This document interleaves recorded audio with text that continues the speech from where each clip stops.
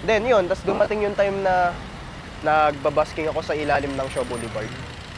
Siyempre, di ba minsan, pinapaalis pa nga ako ng ano doon, yung tanod doon eh.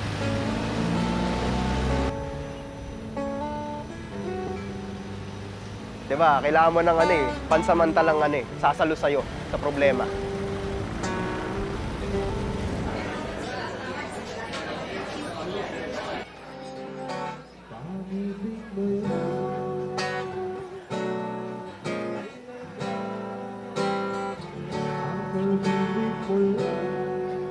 So ako nga pala si Francis Sanchez and syempre sa school, mas kilala ko Francilo Tolentino. Mas gusto ko siya kasing gamitin. Okay. So ako naman ay 20 years old. Currently second year na. And 3 years na ako nagbabasking. Tatatanda ako nung high school ako. Trip-trip lang namin magbanda nun. Sabi nila, hindi natin seseryosohin tong banda na to. Kumbaga, pagtas ng Battle of the Bands, hindi na tayo tutugtog. So after nung ano na yun, nung nangyari na yun, parang nagustuhan ko yung pagbabanda. There was this time na naglalakad ako dyan sa may Bonnie Plaza. Meron dyang busker. Hindi ko pa siya kilala nun. Parang na-inspire ako sa kanya. Pakiramdam ko nun, nahihiya ako nung una. Ang dala ko palang nagamit nun, sira-sira na gig bag. That was March 8, 2023. Halong kaba, tsaka masaya. Kasi tinatry ko yung bagay na hindi ako komportable. Diba? Umalis ka sa comfort zone mo. Tsaka nakikita ko kasi yung mga tao na dumadaan. Yung iba dun na, ngumingiti. Meron akong nakitang nanay. Umiiyak yung anak niya.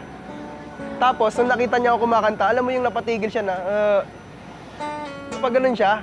So parang naisip ko, wait lang, kaya ko palang pasayahin yung bata sa ganung paraan.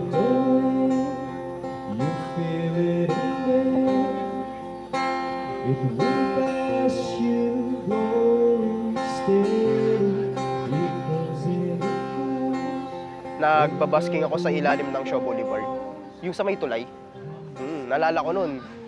Siyempre, di ba, minsan, pinapaalis pa nga ako ng doon, ng tanod doon eh. Kasi siyempre, bawal daw yung solicit. Kasi, sabi nila na mamalimos daw ang busking. Which is, in reality, hindi naman.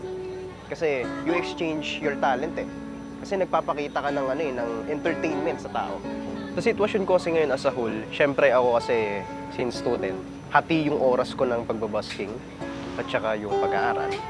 Kasi yung schedule ng pasok ko sa UMAC, tapos yung schedule ng gigs, nagkakatalo. Ganun siya.